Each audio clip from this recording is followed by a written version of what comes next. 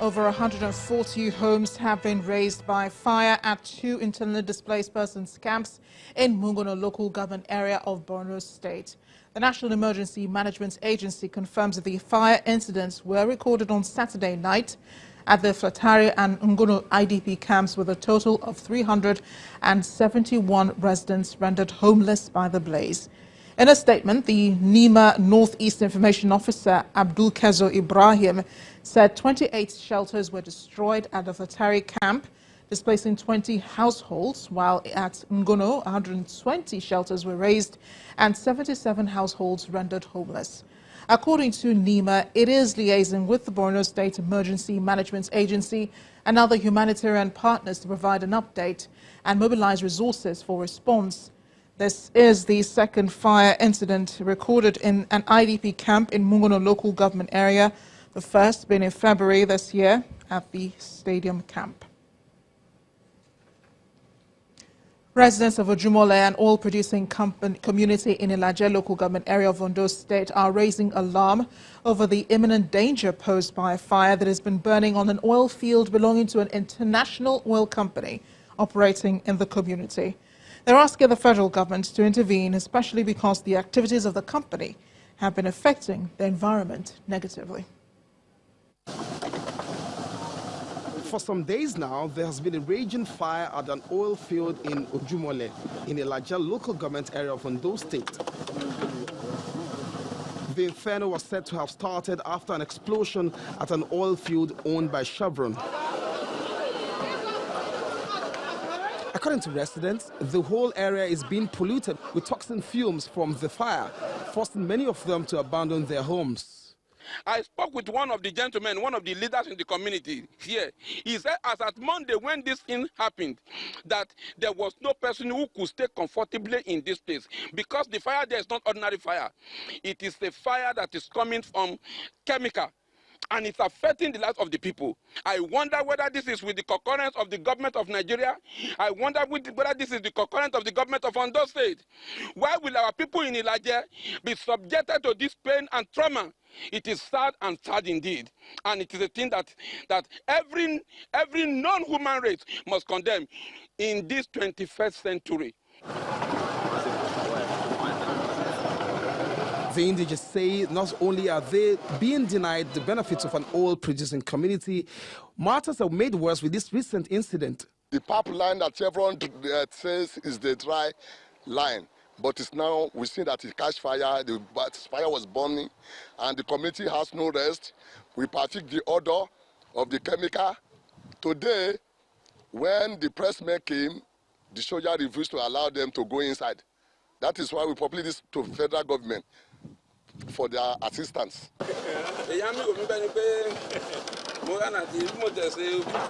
The appeal to government here is to prevail on the company to put off the fire and clean up their environment in order to save them from health hazards. We are appealing to the federal government. We are also calling on the state government under the administration of Akeredolu to compel Chevron to come and put off that fire. This is an anomaly because this thing cannot happen in the same society where oil well has been burning all this while for almost 7 days, and Chevron has not thought it wise to come and put the fire off. It's rather unfortunate. So far, the oil company and its representatives have not been available to explain the cause of the fire. The plea from the residents is for an urgent intervention to protect the entire ecosystem and prevent the recurrence of such incident. Meanwhile, Chevron Nigeria Limited, operator of the joint venture between the Nigerian National Petroleum Corporation and CNL, has confirmed the oil field fire incident to Channels Television.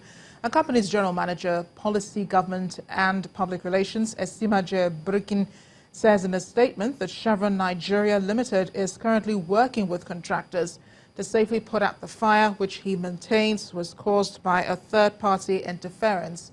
The statement reads in part, CNL conducted an overflight to evaluate the fire and also mobilized emergency responders to assess the site, contain the fire and boom the area.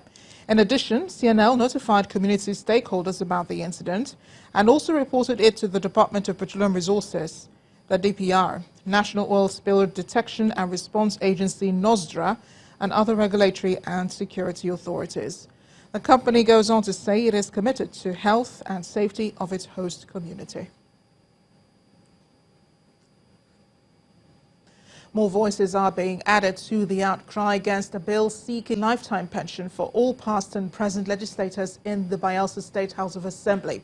Human rights group, the Socio-Economic Rights and Accountability Project, SERAP, has written an open letter to Governor Dickson asking him to reject the proposed bill. In the letter, dated April 26, 2019, the organization says, "The bill amounts to an incorrect and improper performance of public functions. It's clearly an abuse of legislative functions by the lawmakers.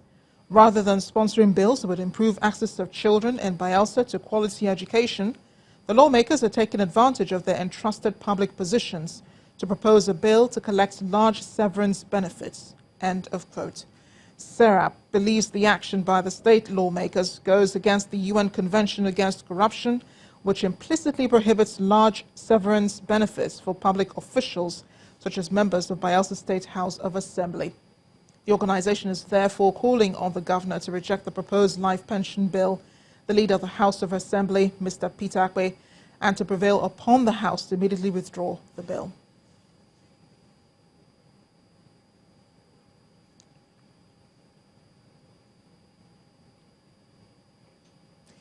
In a bid to stop human trafficking and improve safe, legal migration, the International Organization for Migration, in collaboration with Nigeria's anti-trafficking agency, has embarked on a 4-day sensitization program on the ECOWAS National Biometric Card. The program targets law enforcement and transporters along the border corridors between Nigeria, Benin Republic, and Togo. According to ECOWAS, the biometric card replaces the ECOWAS travel certificate as a means of identification for citizens moving across the countries in the sub-region. Our correspondent, Kayla Megwa, reports. In 2016, the 15-member countries of ECOWAS agreed to replace the ECOWAS travel certificate, which is easily forged, with an unclonable means of identification for ECOWAS citizens called the ECOWAS National Biometric Card. The International Organization for Migration launched a cross-border public education program to raise awareness on the identity card for ECOWAS, beginning with the Mile 2 International Park in Lagos. At this motor park tell us that the biggest challenge that they face in the sub-region is having to pay bribes at the different border towns that lead from one country to the other in ECOWAS. Any our car from police, if they know say we Ghana motor, SARS will take 2,000. Okay. Some all these small cars, all the police will be SARS 1,000 naira. Immigration. So immigration, our car is 2,000 naira. With sensitization materials distributed, the challenges raised by the drivers are addressed. The thing is, we don't have ECOWAS police. Every police or every immigration is sovereign based on the country they work with. It is a gradual approach. It is just a matter of it's taking a bit of time. By the special grace of God, I'm going to be part of this team, and then I'm going to be talking to my controllers as I move towards me. I will direct them to ask themselves some fundamental questions, particularly some of those things you have raised. You bear responsibility. The roundtable discussion moves to the roles drivers play in human trafficking and the red flags they should look out for. When you see people that are about to be trafficked, you can tell just by looking at them alone. The campaign moves to Benin Republic. One of the parks notorious for trafficking in persons in the West African corridor is the John K. Park in Cotonou, and that was the next pit stop for the public education program. Whatever we say here, we have to implement them. We cannot just pay lip service, come to a place like this, say nice words, and then nothing is done about it. With Togo being the next stop for the IOM sensitization program, law enforcement officers raised the issue of free movement and its impact on irregular migration and human trafficking. Free movement, on the opposite hand, rather, facilitates trade. Back at the Semekrake border, immigration officials urge governments of member states to implement the use of the ECOWAS National Biometric Card. Sensitization programs such as this one will continue, according to ECOWAS, an international organization for migration, until the ECOWAS biometric card is the only means of identification for movement within the ECOWAS sub-region, ensuring the safe migration of its citizens from one country to the other. From the joint Semekrake border, Kayla Magwa, Channels Television News. Back home, President Muhammadu Buhari is away in the UK on a private visit, but the propriety of his trip is being questioned by the opposition People's Democratic Party. The party's deputy national chairman for the South, Mr. Akiwumi, questions why the president would travel without transmitting a letter to the National Assembly, handing power to the vice president. Mr. Akiwumi who was on our political program, Sunday Politics, also wondered why President Buhari will travel at a time the nation is beset with multiple security challenges. We know that in any country, any sovereign entity like Nigeria, that if the president is, for any reason or the other, leaving the country, he must transmit power to the deputy, through via the National Assembly, which has not been done. Now that the question you have rightly said, is power transferred, delegated to the vice president now? If it is yes, is it done in secrecy? Or should we not know? Shouldn't we hear? Whom are we going to hold responsible now? How do we relate to the vice president? Are we relating to him today as the vice president of the Federal Republic of Nigeria or as the acting president of the nation? The government is set to communicate with the truth. The military is set to communicate with the truth. If you follow the narration from the sequence of the events up to today, we were told of the Boko Haram in the northwest before this administration. A little into the administration, we were told that the Sambisa, which housed the Boko Haram, has been dismantled, that the Boko Haram has been suppressed, and the deceased local government that under the control of the Boko Haram has been recovered. Right. But today you find that the population of the IDP is increasing on a daily basis. The population of the IDPs, we have IDPs in Abuja, we have in Maiduguri, we have in Yola and other formations. The population is increasing. If it is true that the Boko Haram have been suppressed and the Sambisa disbanded, why don't the IDPs go back to their villages? Following the controversy trailing the president's private trip to the United Kingdom, the president is insisting that President Muhammadu Buhari has not gone against the Constitution, as the law only infringed upon when absence extends to 21 days.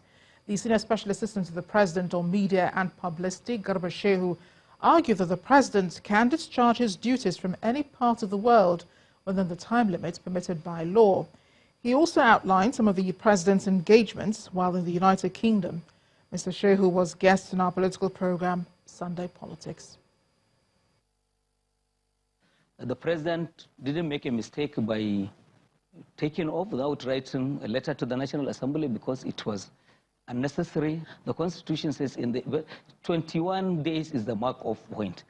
That is where an infringement is caused. But as it is now, there is absolutely no constitutional or legal infraction that has happened. So the president is doing his work from wherever he is. And yes, it is right that we have said the president can operate from wherever he is. Because if you are a permanent secretary in one of the ministries and the president calls you from Abidjan and says, you go and repair that road, are you going to tell him that, Mr. President, you are not in Nigeria, you're in Abidjan, you are not going to do this work? Do you think you will have your job waiting for you? There is absolutely no secrecy surrounding this because in the last 3 days of the president's being in the United Kingdom, we are in touch with him. We are aware 2 days ago, he had met with the Foreign Affairs Minister and dispatched him on engagements on the West African coast. Yesterday, he was in touch and watching over incidents happening in Gombe and other places in the country. The president is in charge